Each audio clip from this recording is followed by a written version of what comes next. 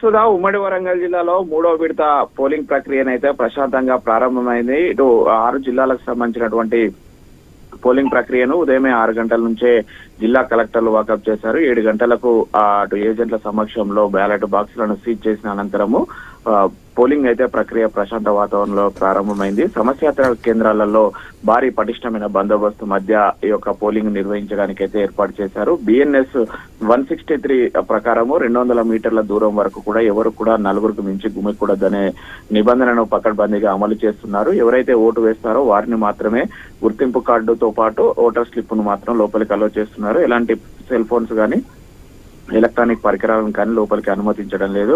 మొత్తానికైతే 2 విడతలు విజయవంతంగా చేసుకుని చివరి తుది ఘట్టానికి 3వ విడత పల్లె పోరు అయితే కొనసాగుతున్న పరిస్థితి అయితే ఉంది. ఇది ఉమ్మడి వరంగల్ జిల్లా వ్యాప్తంగా 564 గ్రామ పంచాయతీలకు గాను ఇప్పటికే 30 గ్రామ పంచాయతీలు ఏకగ్రీవం కాగా మిగిలిన 534 గ్రామ పంచాయతీలలో ఈ రోజు పోలింగ్ ప్రక్రియ సాగుతుంది. ఇటు జయశంకర్ భూపాలపల్లి జిల్లాలో 4 మండలాలలో, అటు మహబూబాద్ జిల్లాలో 6 మండలాలలో, ములుగులో 3 మండలాలలో, ఇటు జనగామలో 4 మండలాలు, వరంగల్ 4 మండలాలు, హన్మకొండ 4 మండలాలు, ఓవరాల్ గానైతే 24 మండలాలలో ఈ రోజు పోలింగ్ ప్రక్రియ సాగుతుంది. సుధా మొత్తానికి మరి కాసేపట్లో పోలింగ్ కొనసాగిన పరిస్థితి అయితే 1 గంటల వరకు కూడా కొనసాగుతుంది. 1 గంటల తర్వాత పోలింగ్ ప్రక్రియ మూసివేసేసి అనంతరం లంచ్ బ్రేక్ తర్వాత 2 గంటల కౌంటింగ్ ప్రారంభం కానుంది.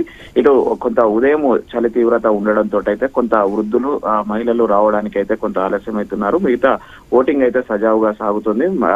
9-10 తర్వాత కొంత ఓటింగ్ పెరిగే అవకాశం అయితే ఉంది. ఆ 2 విడతల్లో చూసినట్లయితే చలి తీవ్రత కారణంగా మొదటి 2 గంటలు కొంత ఓటర్లు కొంత మందకొడి